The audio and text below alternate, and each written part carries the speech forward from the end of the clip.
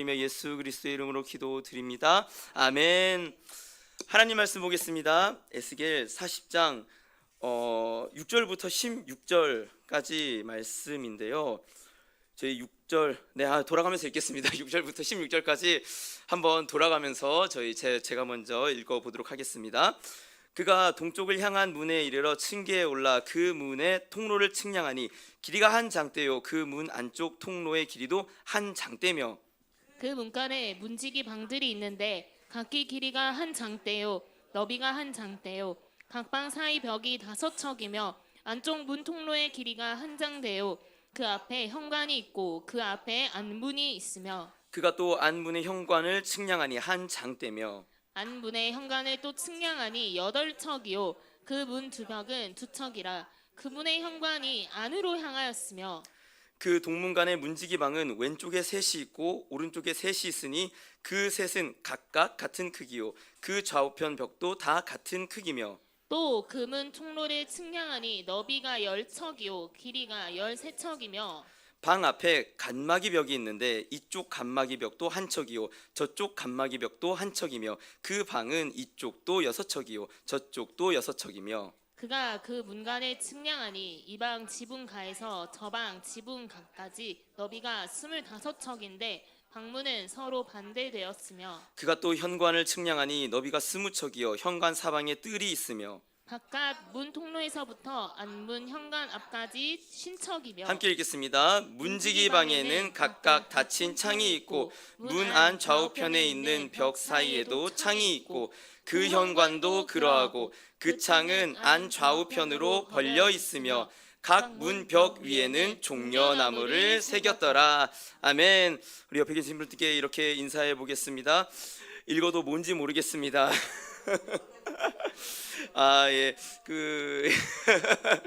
이 에스겔 같은 말씀들 있잖아요. 뭐 성막이나 솔로몬 성전이나 에스겔 성전 같은 말씀은 제가 이제 주석을 찾아보니까 굉장히 그 학자가 재밌게 표현했더라고요. 성경에서 제일 재미없는 곳, 일단 가장 지루한 곳이라고 여기를 해놨습니다. 맞아요. 글로만 읽으면은 이게 도대체 뭔 소리야 하는 말이 당연히 튀어나옵니다. 근데 제가 이거를 자세히 하나하나씩 살펴보려고 해요. 하나님은 왜 한 선지자에게 이 환상을 자세하고 세밀하게 보여줬을까? 딴 거 아니에요. 따라해 볼까요? 나 때문에. 나 때문에 해요. 저와 여러분들 때문에 자세하게 한 치수 한 치수 기록해 놓고 거기에 담긴 의미를 설명해 주셨습니다. 아멘이요. 그러니까 이거를 알고 이게 어떻게 하나님께서 저희에게 말씀하시는 메시지인지 살펴보는 게 중요할 텐데요. 성령을 의지해서 하나님 오늘 이 말씀이 제 말씀 되게 해주세요. 아멘. 그 말씀을 통해서 문지기로 거듭나는 은혜가 있기를 소망합니다. 제가 까먹을 것 같아요. 광고를 먼저 하자면요. 내일 특세가 있습니다. 차량 운행이 특세 때처럼 똑같이 있어요. 저희 뭐예요? 순대차 뒤 5시 20분 맞죠? 5시 20분 또 경찰서 5시 반 똑같이 운행이 있으니까 우리 함께 또 특세를 사수하기를 소망합니다. 네, 게시판 저 톡방에 올릴게요. 게시판에 이제 이름 달아주시면 감사하겠습니다. 저는 군대 생활을 어디서 했냐? 저 강원도 동해안에서 했어요. 강릉 양양 여기에서 했는데 이 사단이 특별히 23사단인데 어떤 사단이었냐? 저희는 잘 알고 있어요. 9.18 리멤버라고. 모르죠? 9.11 미국의 9.11 테러가 아니에요. 9.18 리멤버가 뭐냐? 1998년 9월 18일 강릉에 무장공비가 침투해 왔습니다. 나라가 뒤집어졌어요. 이 잠수함을 타고 동해안에서 12명의 간첩이 들어와 갖고 강릉을 통하여서 이제 서울로 가려고 했던 거예요. 물론 얼마 못 가서 이제 다 자살하고 한 명만 살아남았는데 그분이 나중에 목사님이 됐어요. 그런 이제 스토리들이 있는데 이 사건 이후로 저 이제 우리나라 군대가 충격을 먹습니다. 아이고 이렇게 잠수함을 통해서 바다를 뚫고 들어올 수 있구나. 그래서 만든 사단이 뭐냐? 저희 사단 이름이 뭐냐면 철벽사단, 방패사단이어서 방패사단. 뭐냐? 그 230km 해안선에 해안 철책을 쭉 깔았어요. 물론 지금은 이제 누가 뭐 잠수함을 통해서 오냐 해갖고 철책이 이제 경관에 안 좋다고 많이 없앴어요 지금은.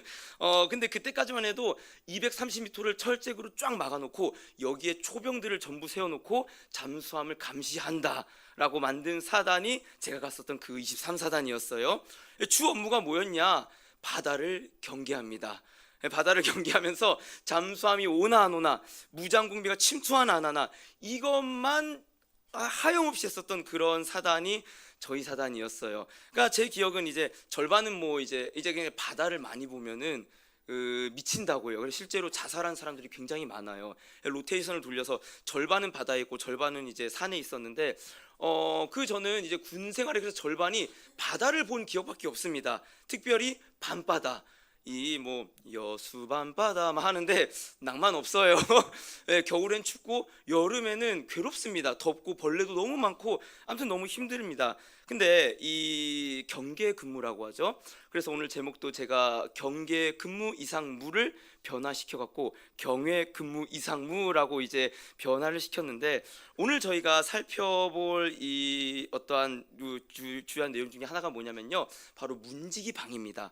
문지기 방이 뭐냐, 한마디로 제가 있었던 그런 초소 같은 곳이에요. 초소, 경계 초소예요. 하나님은 이 성전의 회복을 명령하시고, 아니죠, 이 성전의 회복을 이미 준비해 놓으시고 어떠한 환상을 먼저 보여주신 거예요. 가장 먼저 보여준 곳이 뭐냐, 바로 이 경계 초소와 같은 문지기 방이더라 이겁니다. 왜 이 문지기 방을 먼저 보여줬느냐, 오늘 이걸 한번 살펴보기를 원하는데, 먼저는요, 저희 이제 하나씩 계속 살펴볼 텐데, 이 사실은 에스겔 성전을 제가 겁없이 도전을 했어요. 겁없이 도전을 하고 겁없이 여러분들에게 보여드린 거예요. 근데 알고 보니까 이 에스겔 성전은 먼저는 출애굽의 성막, 그 다음에는 솔로몬의 성전을 알지 않으면은 이해하기 굉장히 어려워요. 그래서 겁없이 도전을 한 건데, 근데 저희 그래도 출애굽기의 성막을 배웠잖아요. 이 성막의 내용이랑 그래서 비교해 보면서 살펴볼 때 이런 의미가 있구나를 알 수 있는데, 먼저는 여러분, 출애굽기에 나온 성막에서 하나님이 가장 먼저 설명하신 설계도의 그 공간이 어딘 줄 아세요? 혹시 가장 중요한 공간, 바로 맞아요, 지성소예요. 말씀 한번 볼 텐데, 출애굽기 25장 8절 9절을 보면요, 하나님 명령하시는 거예요. 먼저 8절에 내가 그들 중에 거할 성소를 그들이 나를 위하여 짓되, 그러니까 하나님께서 성막을 만든 목적은 뭐예요? 내가 너희 중에 거하기를 원하노라. 아멘.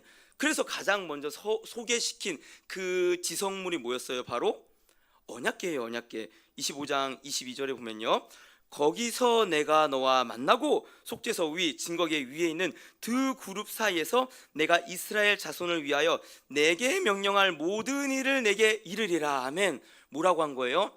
내가 성막 왜 만든 줄 알아? 신혼집이야. 내가 너희 중에 거하기 위해서.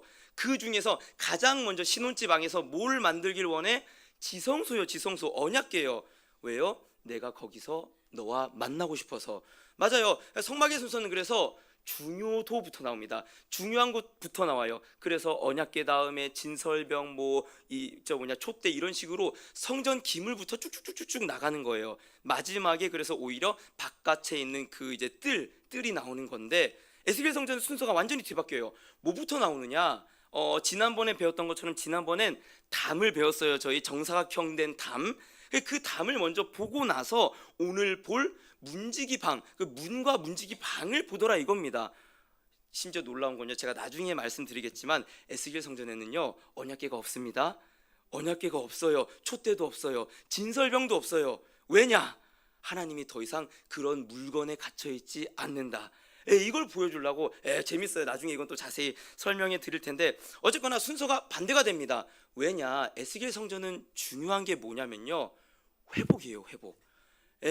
맞아요. 이스라엘의 성막은 내가 너희를 건져낸 신부야. 그리고 내가 너희와 거할 신혼집을 꾸릴 거야. 이게 목적이었어요. 근데 이게 다 무너졌잖아요. 신혼집이 다 박살이 나버렸어요.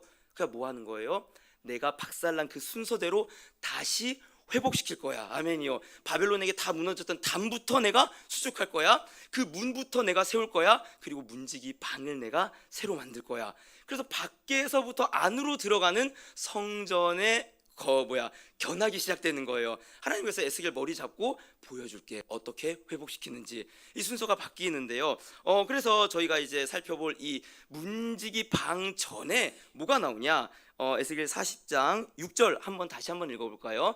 40장 6절 함께 읽어보겠습니다. 시작. 그가 동쪽을 향한 문에 이르러 층계에 올라 그 문의 통로를 측량하니 길이가 한 장대요 그 문은 안쪽 통로의 길이도 한 장대며. 아멘. 먼저는요, 제가 말씀드렸듯이 선행학습이 중요해요. 왜 하나님께서 에스겔을 먼저 동쪽 문으로 머리채 잡고 인도하는 거예요? 잘 알고 있습니다. 서쪽에서 어디로 가면 하나님과 멀어지는 거예요? 동쪽. 그래서 바벨론 유배 당했잖아요. 그러니까 다시 회복하려면 어디에서 와야 돼요? 동에서, 반대로 해야겠네요. 동에서 서로 들어와야 되는 거예요. 그래서 하나님께서 먼저 동쪽 문에 에스겔에게 이르고, 자 봐봐, 내가 보여주는 걸 너가 이제 이스라엘에게 말할 거야 라고 하고 있는데, 이 동쪽 문이 몇 장대라고 해요? 한 장대라고 합니다. 저희 첫 번째 그림 하나 보여주시겠어요? 이 문에 대해서는 제가 또 다음에 더 자세히 말씀드릴게요. 이 동문, 북문, 서문 뭐 여러 개가 있는데, 자, 여러분 근데 이 요즘 보니까 말씀을 배우려고 하면 좋은 자료가 너무 많이 있어요. 제가 아무튼 유튜브에서 이제 쓱 갖고 온 건데 띄워주세요. 이 동쪽에 이 문틀, 이 문통의 이 길이를 쟀더니 몇 장대라고 한 거예요? 한 장대. 한 장대는 몇 척이라고 했는지 기억나나요 혹시? 이게 규빗이에요. 여기에 손바닥 더한 게 척이에요. 이게 6개가 있는 6척이 바로 한 장대예요. 3m 정도의 길이에요. 근데 이 한 장대라고 하는 히브리어가 뭐냐면 카네라고 쓰입니다. 그 목사님께서 자주 말씀해 주셨지만 히브리어는 어근이 자음만 있으면 같은 어근이 되는 거예요. 그러니까 카네니까 키읔과 니은가 있으면은 무언가 이게 같은 어근에서 나왔구나라고 유추할 수 있는 이제 단어가 되거든요, 히브리어가. 근데 이 카나라고 하는 게 그럼 뭐냐? 얻다, 창조하다, 획득하다 뭐 이런 뜻이 있어요. 그래서 이게 어디에서 쓰였냐? 간단히 살펴보면요. 창세기 4장 1절에 보면 이런 말이 있어요. 아담이 그의 아내 하와와 동침함에 하와가 임신하여 가인을 낳고 이르되 내가 여호와로 말미암아 득남하였다 하니라. 이거 저희 창세기 때 잘 배웠었죠.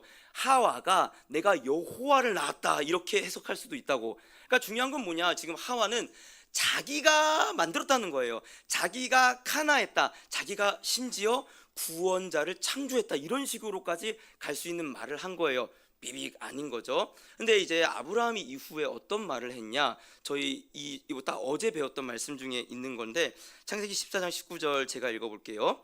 그가 아브라함에게 축복하여 이르되 천지의 주제시오 지극히 높으신 하나님이여 아브라함에게 복을 주옵소서. 아멘. 이거 멜기세덱에게 한 말이에요. 아브라함이 멜기세덱, 정확히 말하면요, 멜기세덱이 아브라함에게 뭐라고 축복했냐면 천지의 주제이신 하나님 아브라함을 축복해 주세요 이 얘기를 한 건데, 여러분 주제가 뭐예요? 주제. 이 개역개정은 이런 건 세훈이한테 이제 번역을 해줘야 돼요. 저희 간사님 저희 설교하는 걸 우연히 제가 들었는데 간사님 그러더라고요. 아유 내가 너희에게 국어까지 알려줘야 되겠니? 이런 얘기를 하는데 어려워요. 주제가 뭡니까? 주제. 이게 히브리어로 똑같이 카나가 쓰였어요. 뭐라고 했죠? 창조하다. 그러니까 천지의 창조자 하나님 아브라함 축복해 주세요. 아멘. 이 얘기한 거예요. 괜히 좀 주제라고 어렵게 넣었는데, 근데 이 똑같은 카나 코네 이런 말이 어디에 쓰인 거예요? 이 장대.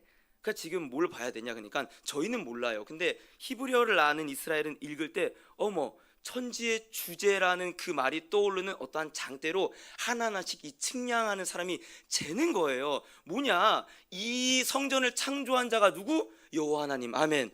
또 더 나아가서 누구? 예수 그리스도. 아멘이요.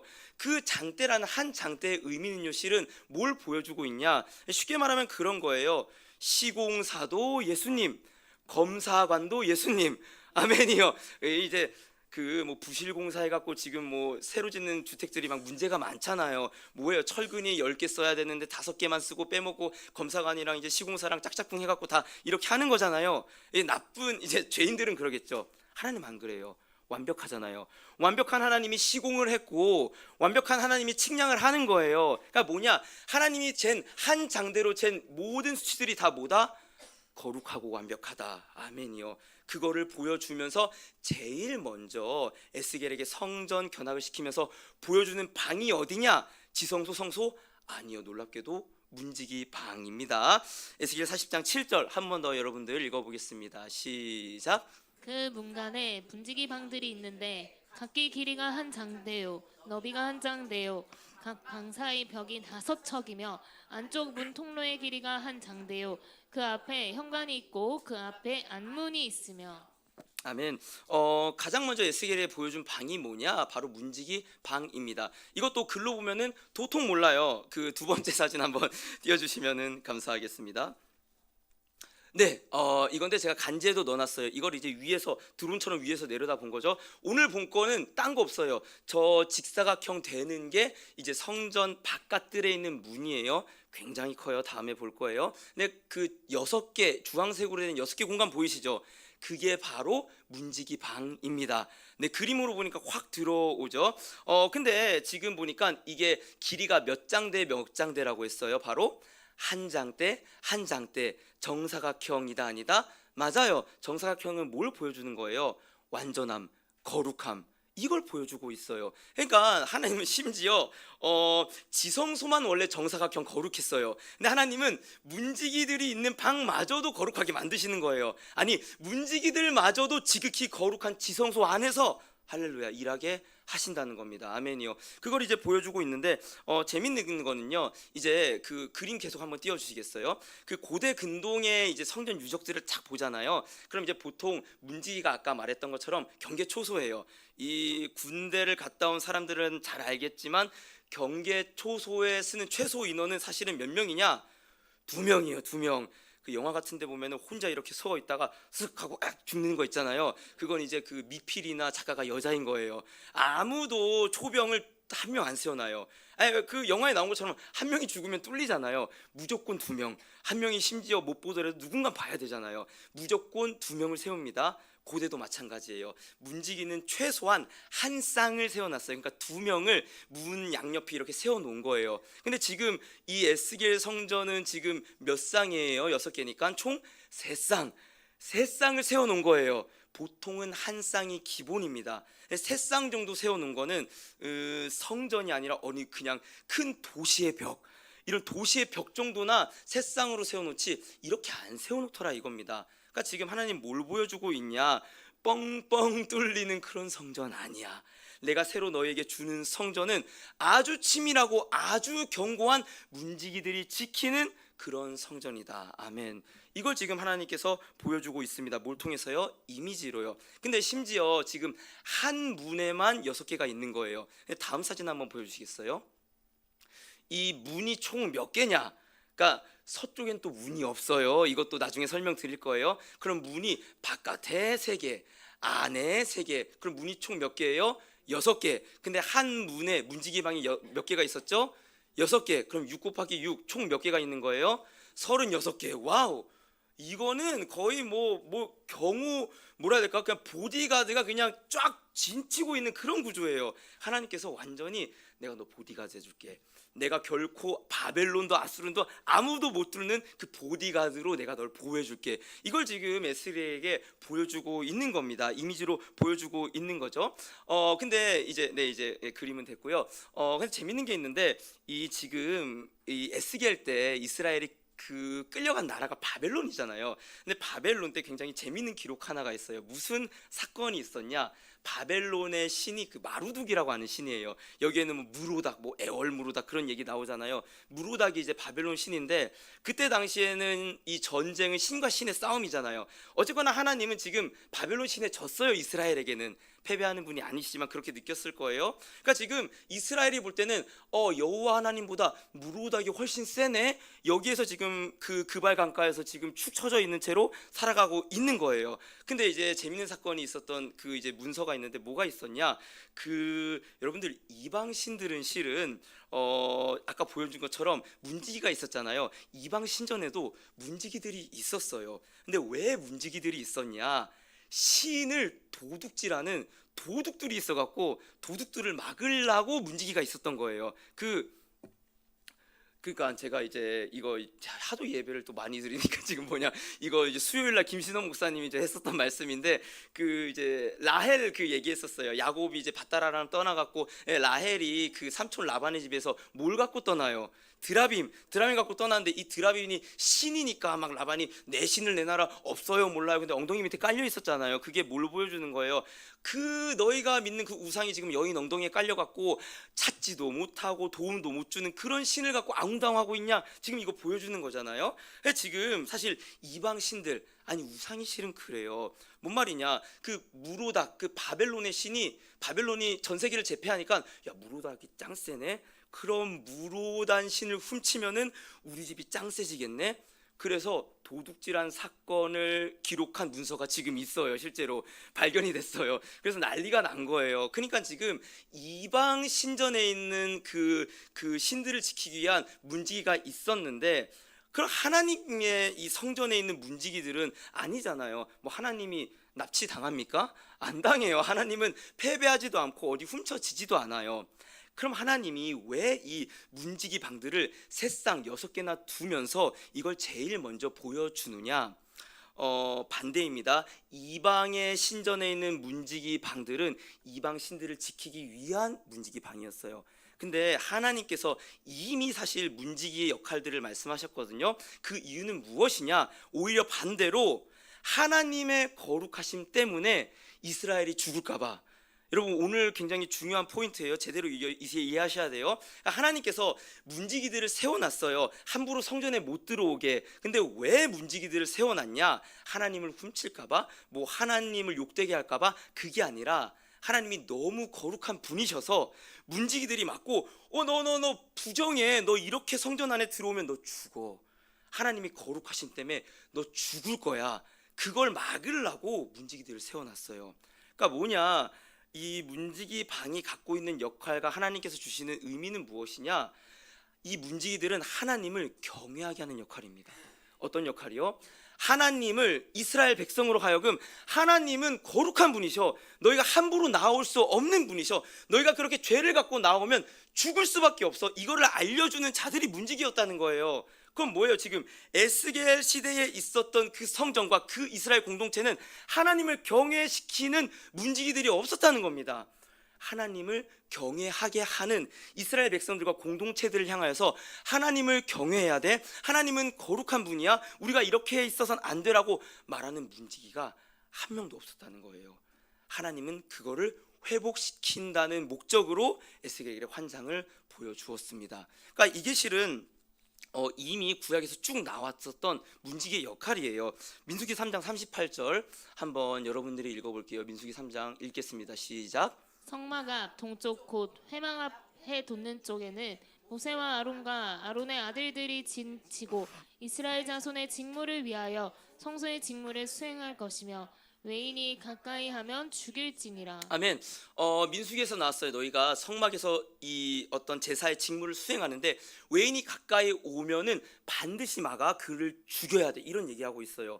왜 그러냐? 그러니까 앞서 말했듯이 뭐 이방인들이 못나서, 뭐 이방인들이 더러워서 그런 의미라기보다는요, 하나님이 너무 거룩하기 때문에 구별된 제사장이 아니라 누군가가 들어오면 하나님이 죽여버렸기 때문에 그들을 막아야 돼, 그들이 오면 반드시 죽여야 돼, 하나님께서 이 얘기를 한 거예요. 그러니까 뭐냐, 이미 레위인들은 이때는 문지기라는 직분이 없었어요 실은. 근데 이미 문지기의 직분을 수행하는 이 말씀을 주셨어요. 왜요? 너희가 나를 경외하게 함으로 이스라엘 백성을 지켜. 이해가 되세요? 문지기가 하나님을 지키는 게 아니라 뭐 우리가 내가 이 예배를 지키겠습니다, 내가 이 어떠한 신앙을 지키겠습니다, 이게 아니에요. 최근에 제가 이 찬양팀을 참 좋아하면서도 좀 거시기하다 하는 그 찬양팀이 있는데 찬양을 냈어요. 근데 그 찬양 가사가 뭐냐면 나는 지켜냅니다 주 십자가, 이런 찬양이에요. 그러니까 이제 그 뭐 전반부 가사들은 뭐 괜찮아요. 근데 후렴에 가서 갑자기 나는 지켜냅니다 주 십자가, 멜로디는 잘 쓰네요. 기억나는 거 보니까 이게 가사가 나는 내가 십자가를 지켜낸다는 거예요. 내가 내 신앙과 내가 이 하나님에 대한 어떤 그 열정을 내가 지켜내겠습니다, 이런 결단의 찬양이에요. 저는 별로 좋아하진 않습니다. 여러분 맞아요. 그렇게 따지면 사실 그런 거죠. 내가 문지기가 돼서 이 교회를 내가 지켜낼게요. 하나님, 내가 성전의 문지기가 돼갖고 이 복음을 내가 지키겠습니다. 아니요, 저희는 그럴 수 없는 자들이에요. 이미 구약이 말하고 있고 나를 돌아봅시다. 나를 돌아봐요. 우린 그럴 수 없는 자들이라는 거예요. 오히려 반대예요. 우리는 어떻게 우리가 이 예배와 이 복음을 지켜내냐? 하나님을 경외하게 하는 거예요. 아멘이요. 우리가 뭐 내가 예배를 지킨다, 복음을 지킨다, 그게 아니라 하나님이 얼마나 경외한지를 보여주는 게 바로 문지기의 역할입니다. 그걸 보고 사람들이 아는 거예요. 하나님은 거룩한 분이구나. 하나님께 함부로 나아갈 수 없는 분이구나. 이 역할을 문지기가 했어야 됐다는 거예요. 그 이어서 이게 이제는 솔로몬 성전 때는 명확하게 나옵니다. 역대하 23장 19절 제가 한번 읽어볼게요. 또 문지기가 나오죠. 또 문지기를 여호와의 전 여러 문에 두어 무슨 일에든지 부정한 모든 자는 들어오지 못하게 하고. 아멘이요. 문지기 역할이 뭐라고 딱 나와요. 우리가 하나님을 지켜야지, 전약계를 지켜야지, 이게 아니에요. 부정한 것을 막아라. 문지기 역할 딴 거 아니에요. 하나님은 거룩하기 때문에 부정한 것이 오면은 진멸할 수밖에 없으니까 문지기들은 막아야 돼. 그러니까 쉽게 말하면 아까 말한 것처럼 경계 초소이면서 검문소 역할을 하는 거예요. 왜 지금 아직도 지금 그 바다, 제가 오랜만에 그래서 유튜브에 23사단 검색을 했어요. 아직 뭐 그 바다를 보면서 잘 이제 근무를 하고 있더라고요. 왜 여러분 지금 이 바다도 저 이제 저 이제 38선으로 이제 철책을 왜 경계 근무를 서고 있는 거예요? 딴 게 아니에요. 적이기 때문에. 적으로부터 우리를 지키기 위해서. 그게 만약에 그래서 이제 군대 갔다 온 분 알고 있어요. 손들어 움직이면 쏜다. 화랑, 담배. 이제 이거 암고라고 해요. 밤중에 피하 식별이 안 되니까 이제 말하는 사람이 초소해서 화랑 하면은 암고를 우리 팀인 거 아는 사람이 오늘의 암고는 담배야 그러면 담배 하면은 이제 아군이군 이제 그걸 알고 들여오게 하는 거예요. 재밌는 일이 있었는데 뭐 저희 때는 없었는데 그런 거 있어요. 이제 초소에서 근무를 서고 있는데 어느 누가 걸어오는 겁니다. 그래서 근무 요령에 따라서 손들어 움직이면 쏜다. 정지 하는 거예요. 근데 이제 얘기하는 거죠. 나 사단장이야. 나 사단장이야. 사단장 못 들었어? 암고 화랑 하는데 나 사단장이라니까. 그거 종 치워 무섭게 화랑 했는데 3번 안 했을 때 쏘면은 무죄예요. 이 초병에게는 아무런 죄가 없어요. 오히려 3번을 대답 못했을 때 그걸 뚫어주면은 전시에는 초병이 그랬을 때 죽습니다. 그 재밌는 건 이런 말이 있어요. 작전에 실패한 군인은 용서해도 경계에 실패한 군인은 용서하지 못한다. 맞아요. 경계 근무는 작전은 실패할 수 있어요. 근데 경계에 실패하는 건 전시에는 사형에 해당합니다. 그만큼 중요한 거예요. 왜요? 피아를 식별해야 되기 때문에. 적이 우리 진에 들어오면 안 되기 때문에. 조금 다를 수 있지만 하나님도 마찬가지예요. 하나님은 거룩한 분입니다. 거룩하다는 게 뭐예요? 죄와 구별된 분입니다. 죄와 구별된 분이라는 게 뭐예요? 우리가 죄를 갖고 이 하나님 앞에 나오게 됐을 때 하나님이 싫든 좋든 상관없이 우리는 소멸돼요.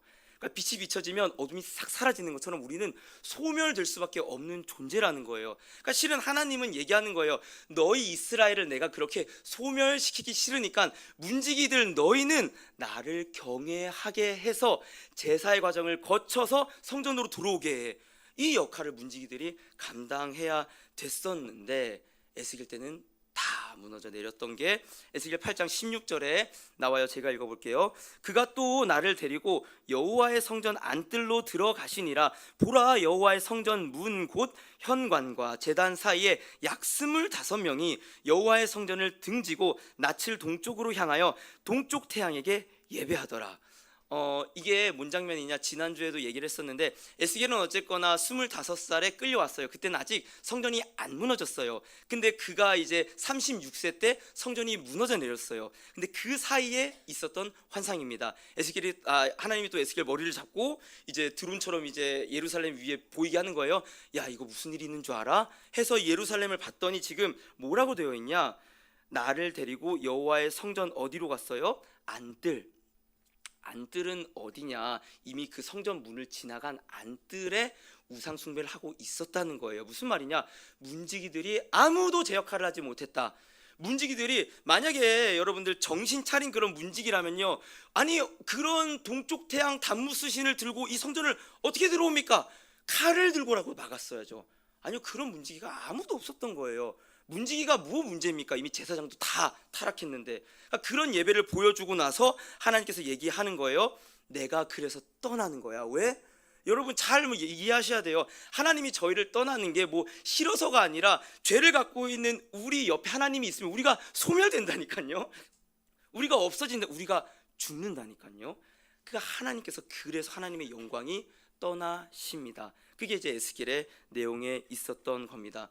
여러분들 우리가 근데 이 내용들을 이제 좀 성경의 어떠한 갖고 있던 지식들을 좀 총 집합해서 한번 좀 이해를 해봅시다. 이 성막은 사실은요 하나님께서 이스라엘 백성들을 동해 그러니까 멀어졌던 동쪽에서 서쪽으로 다시 인도하는 그 모형이고 그 성전이었잖아요. 근데 여러분들 맨 처음에 하나님을 떠나서 동쪽으로 갔었던 그 인물이 누가 있었어요? 맨 처음에 하나님께 죄를 범하여서 어디 동쪽으로 쫓겨났던 인물, 에덴 동쪽으로 쫓겨났었던 아담이 있었어요. 실은 맞아요. 많은 목사님도 얘기했지만 실은 이 성전이라고 하는 것은 사실 에덴입니다. 에덴. 그러니까 하나님이 원래 원했던 그 에덴의 회복이 성막으로 먼저 보여줬고요. 다윗과 솔로몬의 성전으로 보여줬고요. 그 다음에 에스겔 성전으로 더 구체화돼서 보여줬고 요한계시록으로 완성되는 거예요. 맞죠? 그걸 이제 저희가 알고 있는데 그럼 여러분 그러한 맥락에서 이해를 해봤을 때 에덴이 성전이고 그럼 에덴 안에 있었던 아담은 저희가 제사장이라고 알고 있어요. 성전이니까. 근데 동시에 아담은 문지기였습니다. 네, 동시에 아담은 문지기였던 거예요. 창세기 2장 15절 제가 읽어볼게요. 여호와 하나님이 그 사람을 이끌어 에덴 동산에 두어 그것을 경작하며 지키게 하시고, 여러분들 이 경작하다가 아바드 예배하다라고 저희는 이제 귀에 못이 박혔어요. 뭐 이 정도면 거의 신대원 1학년 저 동계어학강좌 들어가도 돼요. 어쨌거나 이 아바드가 예배하다라고는 알고 있는데 지키다 그럼 뭘 지키는 거예요? 물론 성전을 지킵니다. 근데 정확히 이게 문지기에 지키다랑 똑같아요. 그러니까 아담은 뭐였냐? 성전의 문지기였습니다. 문지기였어요. 근데 앞서 말했어요. 문지기의 역할은 무엇이었어요? 하나님의 백성으로 하여금 하나님을 경외하게 하는 거예요. 잘 이해하셔야 돼요. 내가 경외하는 것도 맞지만 이 백성들로 하여금 하나님을 경외시키는 게 문지기의 역할이었어요. 근데 아담이 뭐에 넘어졌어요? 너 그거 따먹어봐. 하나님처럼 될 거야. 하나님이 너 그거 못 따먹게 하는 거 네가 먹고 하나님처럼 될까봐 무서워서 그래. 너 그거 먹으면 짱일걸. 그 말에 걸려 넘어졌어요. 뭡니까? 실은 하나님을 향한 경외에서 실패했습니다. 그 문지기 역할에서 실패한 거예요. 하나님을 향한 신뢰와 그 경외가 무너지자 뱀을 뚫어준 거예요. 이해가 되세요? 문지기였던 아담이 그 뱀을 향하여금 말씀의 검을 들고 아니야 하나님이 먹지 말라고 했어. 그 말씀 그대로 그냥 순수하게 먹지 말라고 했어 하고 말씀의 검을 샥샥 휘둘러야 됐는데 그 말씀을 등한시하고 하나님보다 높아져서 하나님을 향한 경외가 사라지니까 뻥 뚫린 문으로 뱀을 뚫어줬다. 이게 지금 에덴에서 또한 보여주고 있는 문지기의 실패입니다. 딴 게 아니에요. 실은 그 성막의 그 성전의 문지기 실패, 뭐 어떤 에스겔 그 문지기들의 실패, 그 원형은 사실 아담의 실패이고 우리의 실패입니다. 아멘이요. 제가 이제 신대원 때 들었던 말 중에 인상 깊은 말이 있는데 한 목사님이 있었어요. 근데 미국의 목사님인데 그 목사님이 정말 하나님을 사랑하는 목사님이었어요. 하나님을 사랑하고 예배도 사랑하고 성도들도 어찌나 사랑하는지. 그러니까 이제 친구 목사가 그 목사님을 참 이제 존경하고 흠모했는데 잘 목회를 하다가 성추문을 완전히 무너졌어요. 그러니까 성도들과 너무나도 난잡한 성적인 관계 속에서 그게 기사화되고 완전히 무너졌어요. 그러니까 친구 목사가 너무 이제 충격을 먹었던 거죠. 그래서 기도를 하다가 이 목사님께 그 친구 목사가 전화를 했습니다. 나 누구누구야 기억나? 그래서 얘기를 나눈 거예요. 내가 알기로는 너 정말 하나님을 사랑하는 목사고 정말 성도들을 사랑하는 목사인데 너 왜 그렇게 무너진 거야? 그랬더니 그 넘어진 목사님이 그렇게 얘기하더라는 겁니다. 나는 지금도 하나님 너무너무 사랑해. 나는 지금도 교회를 너무너무 사랑해. 근데 내가 하나님을 경외하지 않았어. 맞아요. 나는 하나님 너무 사랑하는데 하나님을 경외하지 않았다는 거예요. 그게 그 목사를 넘어뜨리는 돌뿌리가 되었습니다. 여러분, 하나님을 경외하십니까? 하나님의 거룩하심 앞에 떨고 계십니까? 여러분, 이건 공포가 아니에요. 아까도 목사님이 이제 하민이한테 너 누구 때리면은 딱밤 몇 대? 100대. 하민이가 이렇게 얘기를 하면서 뭐였더라? 이 하민이가 이 상어 이게 막 누르면 삑삑 소리 나는 상어 장난감이 있는데 상어가 무서워 목사님이 무서워하니까 하민이가 둘 다 이렇게 이제 하민이가 얘기를 하는데 근데 목사님이 사실 하민이에게 뭐 공포감을 일부러 줄라 하는 게 아니잖아요. 그 어린 영혼을 사랑으로 때리는 사람으로 키우는 게 아니라 절제할 수 있는 자로 키우기 위해서 두려움을 허락하는 거잖아요. 하나님 맞아요. 하나님은 우리에게 너무나 사랑스러운 분입니다. 아멘이요. 동시에 어떤 분이에요? 범접할 수 없는 거룩하신 분이에요. 너무나도 경외로운 분이에요. 그걸 잊었을 때 뭐가 무너지는 거예요? 성전이 무너진다. 교회가 무너진다. 하나님을 향한 사랑의 설교를 너무 많아요. 실은 이 시대에 누가 죄에 대해서, 누가 하나님의 거룩하심에 대해서, 누가 그 거룩하심의 근거로 한 진노에 대해서 설교를 해요. 우리는 그 두려움에 떨 필요가 있고 있을 뿐만 아니라 저와 같은 목회자들, 아니 목회자뿐만 아니라 저와 여러분들이 문지기가 되어야 할 줄로 믿습니다. 아멘이요. 딴 게 아니에요. 하나님을 경외하는 모습을 세상 사람들을 보게 하는 문지기, 그거 경외하는 거를 보여줘서 하나님 정말 거룩한 분이시구나를 보여줄 수 있는 어떤 그 통로가 없는 시대가 이 시대와 에스겔 시대가 아니었나 한번 돌아보게 됩니다. 여러분들, 그렇다면 이제 하나님의 어떠한 이 성전을 보여주며 사는 그 계획은 어디로 나아가는 거예요? 내가 다시 너희를 경외하게 할 거야. 아멘. 이걸 이제 문지기 방을 통해서 보여주는데요. 우리 한번 역대상 9장 1절 말씀 한번 읽어보겠습니다. 함께 읽겠습니다. 시작. 온 이스라엘이 그 계보대로 계수되어 그들은 이스라엘 왕조실록에 기록되니라. 유다가 범죄함으로 말미암아 바벨론으로 사로잡혀 갔더니. 아멘. 자, 이제 이거는 무슨 일이냐? 에스겔은 아직 포로 중에 있을 때 경외함이 없는 너희에게 다시 내가 경외함을 회복시킬 거야 라는 것을 문지기방, 정확한 문지기방을 통해 보여줬어요. 그럼 그게 어떻게 회복되고 어떻게 성취가 되냐? 성경은 다 낱낱이 기록해 놓고 있는데, 역대상은 무슨 책이냐? 한마디로 이스라엘 역사를 열왕기처럼 쓴 책은 맞는데 포로기 이후에 이 어떤 하나님의 언약의 관점에서 쓴 책이에요. 특별히 남유다의 관점에서. 그러니까 이제 돌아온 다음에 쓴 책인데, 이 역대기 기자가 역대상 9장 1절에 뭐라고 하면은 유다가 범죄함으로 말미암아 바벨론으로 사로잡혀 갔더니, 그러니까 지금 에스겔 때 그 얘기를 하는 거잖아요. 사로잡혀 갔는데 하나님이 다시 포로 귀환시켜 주셨어. 아멘. 이거 이제 아담부터 쭉 내려오는 족보에서 포로 귀환 명단을 쓰는 건데, 여기에 누가 있냐? 문지기가 있어요. 문지기가 역대상 9장 17절 19절까지 제가 읽어볼게요. 문지기는 살룸과 악국과 달몬과 아이만과 그의 형제들이니 살룸은 그 우두머리라. 18절에 이 사람은 전에 왕의 문 동쪽 곧 레위 자손의 진영의 문지기였으며, 재밌는 게 뭐냐면 포로에서 돌아왔잖아요. 지금 역대기가 쓰여지는 이 관점, 이 지금 시점에서는. 근데 그럼에도 아직 성전도 뭐 없고 예배도 뭐 없고 하나님 뭐 하시는지도 모르겠고, 그러니까 이제 이 역대기 기자는 야, 하나님이 우리 역사를 이렇게 신실하게 했어, 우리 예배 드려야 돼, 이런 목적으로 쓰인 거예요. 그러니까 지금 뭔 얘기를 하냐? 18절에 전에, 야 문지기들, 야 살룸, 너희 어떤 사람인 줄 알아? 너희 전에 왕의 문지기였어.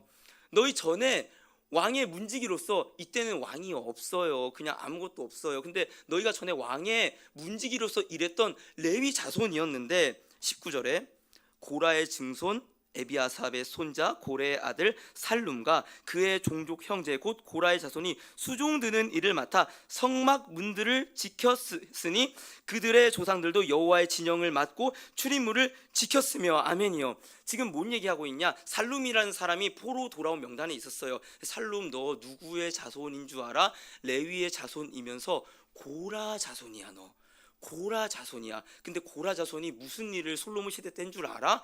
문지기였어. 문지기. 문지기는 어떤 역할인 줄 알아? 거룩한 것을 이제 그 속된 것이, 부정한 것이 들어오지 못하게 막는, 거룩함을 보여주는, 하나님을 경외하게 하는 그 문지기였단 말이야.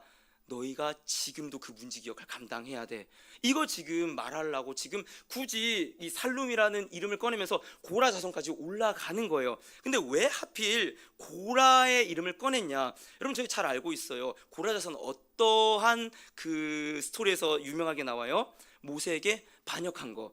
이제 그러니까 사실은 친척이에요, 고라가. 근데 이제 친척 형인 모세가 막 리더하는 게 꼴사 나와요. 아야, 그 네가 하는 게 분에 넘쳐. 근데 분에 넘치는 것뿐만 아니라 쭉 읽다 보면 저 민수기 몇 장이야? 14장인가 13장인가 나오는데, 야, 가나안 땅에 네 들어가자고 얘기하지, 가나안 땅 얼마나 무서운지 알아? 거기 들어가서 우리의 눈을 다 빼먹으려고 하는구나, 이 얘기를 해요. 실은 누구를 대적하는 거예요? 모세 뒤에 있는 하나님을 보고, 하나님이 뭐 할 수 있겠어요? 우리 눈 빼먹으려고 가나안 땅으로 데려가는 거예요? 이 얘기하는 거예요. 고라 자손에게 뭐가 없습니까? 지금 경외가 없어요. 근데 하나님이 놀랍게도 가장 경외하지 않는 고라 자손을 어느 역할을 감당하게 하는 거예요? 너를 내가 문지기로 세워서 이스라엘을 경외하게 하는 자로 만들 거야. 아멘. 지금 이걸 고라 자손에게, 아니요, 저와 여러분들에게, 하나님을 가장 경외하지 않는 자들을 이 예배당에 불러다가 하나님이 우리로 하여금 문지기 삼아주겠다는 거예요. 우리로 하여금 하나님을 경외하는 그 창으로 사용하시겠다는 걸 에스겔 환상을 통해서 보여준 줄로 믿습니다. 아멘. 그걸 보여주고 있어요. 그래서 역대상 9장 22절에서 27절까지 이 문지기의 사명이 굉장히 감동적으로 나타나는데 제가 읽어볼게요. 택함을 입어 문지기 된 자가, 택함을 입은 거예요. 이 사람의 의지가 아니라 택함을 입어 문지기 된 자가 모두 212명이니 이는 그들의 마을에서 그들의 계보대로 계수된 자요 다윗과 선견자 사무엘이 전에 세워서 이 직분을 맡긴 자라. 그러니까 이미 다윗 때는 사실 문지기 없었는데 다윗 때부터 하나님께서 택했다는 걸 말해주는 거예요. 23절에 그들과 그들의 자손이 이 순찰을 쫓아 여호와의 성전 곧 성막 문을 지켰는데 이 문지기가 동서남북 사방에 섰고 그들의 마을에 있는 형제들은 이레마다 와서 그들과 함께 있으니 이는 문지기의 우두머리 된 레위 사람 넷이 중요한 직분을 맡아 하나님의 성전 모든 방과 곳간을 지켰습니다. 그들은 하나님의 성전을 맡은 직분이 있으므로 성전 주위에서 밤을 지내며 아침마다 문을 여는 책임이 그들에게 있었더라. 하나님을 가장 경외하지 않는 고라 자손들을 하나님이 경외하는 자들로, 아니 경외하는 자들을 넘어서서 이들을 통하여서 하나님이 얼마나 거룩하고 신실한 분인지 알려주는 통로를 세우려고 문지기로 불렀어요. 근데 부른 사람들이 총 그 마을에 있었던 고라 자손이 212명이었나 봐요. 근데 212명을 순차와 반차에 따라서 동서남북을 따라서 7일 동안 돌아가면서 경계 근무를 시킨 거예요. 7일 동안 이제 그 문지기 방에서 이들이 7일 동안 경계 근무를 서면서 부정한 자들이 못 오게 막는 역할을 했는데 밤을 지내며 아침마다 문을 책임이 그들에게 있었더라. 그러니까 밤에 이 성전으로 하여금 부정된 것이 오지 못하도록 밤새도록 이들이 성전을 지켰습니다. 아니요, 정확히 말하면요, 아까 말했던 것처럼 하나님을 지키는 게 아니에요. 뭘 지켰냐? 부정한 자들이 와서 해를 당하는 걸 지켰던 거예요. 너가 그렇게 부정한 채로 오면 안 돼. 율례와 규례에 따라서 제사를 드리고 나서 이 성전으로 나아오라는 그 책임을 이들이 밤새도록 감당하고 아침이 되었을 때 문을 엽니다. 그리고 성전의 예배는 또 제사장들이 지나가고 이 매일 반복되는 이런 일들을 고라 자손이 문지기로 감당을 했었다라는 사실입니다. 여러분들 어떻습니까? 실은 이 말씀을 보기 전에 문지기라고 하는 것은 저는 그런 또 글을 봤어요. 하찮은 문지기를 하나님께서 그러니까 이제 뭐 문지기는 하찮은 어떠한 직분인데 그렇게 이제 성전에 있게 쓰였다 이런 얘기를 하는데 실은 아니에요. 하나님의 관점에서 문지기는 굉장히 존귀한 직분입니다. 하나님이 굉장히 아끼는 직분이에요. 이게 바로 또 에스겔 성전에서 나타나는데 에스겔 40장 16절 여러분들이 한번 읽어보겠습니다. 시작. 문지기 방에는 각각 닫힌 창이 있고 문 안 좌우편에 있는 벽 사이에도 창이 있고 그 현관도 그러하고 그 창은 안 좌우편으로 벌여 있으며 각 문 벽 위에는 종려나무를 새겼더라. 아멘. 이제 제가 자세히 다루려다가 사실 에스겔 40장 16절로 훅 넘어뛴 거예요. 어쨌거나 그 이제 닫힌 창이 있다고 해요. 문지기 방에 닫힌 창이 있다고 하는데 이 닫힌 창이 뭐냐면 실은 열왕기상 6장 4절에 보면 이런 구절이 있어요. 성전을 위하여 창틀 있는 북박이 창문을 내고, 이게 닫혀 있는 창문이 아니라 그 창살이 있는 북박이 창문이에요. 예, 뭔지 이해가 되시죠?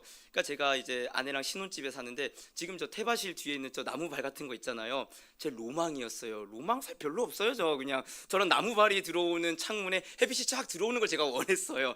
이제 샀는데 이제 아내가 별로 마음에 안 들어 했었는데 어쨌거나 지금 이 닫힌 창이 실은 뭐냐? 나무로 이렇게 창살로 싹싹싹 막혀 있어서 햇빛과 공기가 쫙 통하는 그런 창문을 얘기를 합니다. 이제 저희 지금 입장에서는 그게 뭐라고 지금 적어놨대? 할 수가 있어요. 근데 이때 당시에 창문은 사실은 유리가 뭔 유리창이 어디 있어요? 샤시가 어디 있어요? 그냥 뻥 뚫린 게 창문이었어요. 근데 이 나무 쌀로 이렇게 싹싹싹싹 막아놓고 햇빛이 쫙 통하고 공기 바람이 싹 통하고 안에서는 볼 수 있는데 외부에서는 잘 보이지 않는 그 창문이 뭐예요? 아, 최첨단 창문이다. 그러니까 지금 스마트 윈도우 저 보니까 또 이 뭐 바르면은 안에서는 보이는데 바깥에서는 안 보이고 또 온도에 따라서 창문 색깔도 바뀌고 스스로 열렸다 닫혔다는 그런 뭐 창문들이 있더라고요. 지금 이 닫힌 창이라고 말하는 이 창문이 뭐냐? 그러한 최첨단 창문을 이 문지기 방방마다 날아돈다는 거예요, 하나님께서. 그러니까 왜요? 왜? 존귀하니까. 하나님의 거룩하심을 나타내고 하나님을 경외하게 하는 존귀한 역할을 감당하고 있으니까 지난주에도 얘기했어요. 좌우편이라고 하는 게 히브리어로 사비브인데 사방으로 둘러갖고, 그러니까 온 집 그 사면을 그 최첨단 창문으로 내가 도배해 줄 거야. 너희는 존귀한 문지기니까. 아멘이요. 그러면서 예수님께서 이후에 이 문지기에 대한 걸 어떻게 설명을 하시냐? 요한복음 10장 1절에서 3절에 제가 읽어볼게요. 내가 진실로 진실로 너희에게 이르노니 문을 통하여 양의 우리에 들어가지 아니하고 다른 데로 넘어가는 자는 절도며 강도요 문으로 들어가는 이는 양의 목자라. 3절에 보면요 이런 말이 있어요. 문지기는 그를 위하여 문을 열고. 이 말씀은 맞아요. 그 양은 목자의 음성을 듣는다라는 비유에서 쓰이는 말이에요. 사실 저도 여기에서 문지기가 있는 줄도 몰랐어요. 이번에 발견을 했는데 예수님께서 얘기하는 거예요. 양은 그러니까 누구입니까? 그 하나님의 택함 받아서 말씀을 듣고 예수께로 오는 저희들이에요. 근데 그 양의 문도 누구예요? 예수님이 또 양의 문이에요. 근데 재밌는 건 여기에 문지기라는 역할을 예수님이 주는 거예요. 줘갖고 문지기는 그를 위하여, 그러니까 목자를 위하여 문을 연다는 거예요. 그래서 문지기가 왜 들어가 있을까? 여러분들, 이 문지기는 어떤 자냐? 고대 근동의 문명, 이때 당시 사회 문명에서 어떤 사람이냐면요, 목자의 얼굴을 아는 사람이 문지기였어요. 그러니까 양이 우리 가둬놨잖아요. 근데 목자가 아닌 자가 와서 어이 형씨 양 찾으러 왔어요 하면은 너는 목자가 아닌데? 이걸 했던 사람이 문지기였어요. 그러니까 예수님이 뭘 말하고 있냐? 내 음성을 듣는 자는 나에게로 오고 그 문도 난데, 문지기 되는 어떤 자들이 그 양들을 인도한다는 거예요. 무슨 말이냐? 여러분 오해하지 마세요. 예수께서 우리를 예수께로 인도합니다. 아멘. 아멘이요. 근데 그 통로가 누구예요?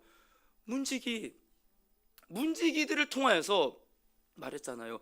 문지기는 목자를 알아요. 그리고 문을 열어줍니다. 무슨 말이에요? 교회 안에서 예수가 어떤 분인지를 알고 교회 안에서 예수를 경외하는 자들이 양을 데리고 오는 그 역할, 그게 바로 저와 여러분들 문지기의 역할이라는 거예요. 그래서 예수님께서 이후에 또 마가복음에는 문지기로 어떤 역할을 주셨냐? 제가 읽어볼게요. 마가복음 13장 34절 34절. 주의하라, 깨어있으라, 그때가 언제인지 알지 못함이라. 가령 사람이 집을 떠나 타국으로 갈 때 그 종들에게 권한을 주어 각각 사물을 맡기며 문지기에게 깨어있으라 명함과 같으니. 아멘. 문지기가 또 어떤 역할이었어요? 밤새 깨어 있으면서 주인이 오는지 안 오는지를 지키는 역할이었어요. 주인이 아니면 막아야겠죠. 근데 주인이 오면 주인님 드디어 오셨군요. 밤중이든 한낮이든 그걸 지키는 역할. 그러니까 여러분들 종합해 보면 문지기는 어떤 역할을 하는 자들입니까? 예수님 시대까지 와서 종합해 보면요, 지금 이 시대에도 하나님께서는 저와 여러분들을 문지기로 부르셔서 너희를 통하여서 나의 경외함을 나타내길 원해. 아멘이요. 너희가 문지기가 되어갖고 내가 택한 영혼들이 경외함으로 하나님께 나아오는 그 문지기 역할을 감당하기를 원하시고 계십니다. 아멘이요. 그걸 지금 하나님께서, 아니요, 에스겔이 아니라 저와 여러분들 빛과 소금 교회에 얘기를 하고 있습니다. 실은 제가 아내한테도 최근에 나눴었는데, 저는 실은 제 성향상 저는 제가 그냥 제 할 일을 잘합니다. 그러니까 그냥 1인분을 제가 그냥 하는 거예요.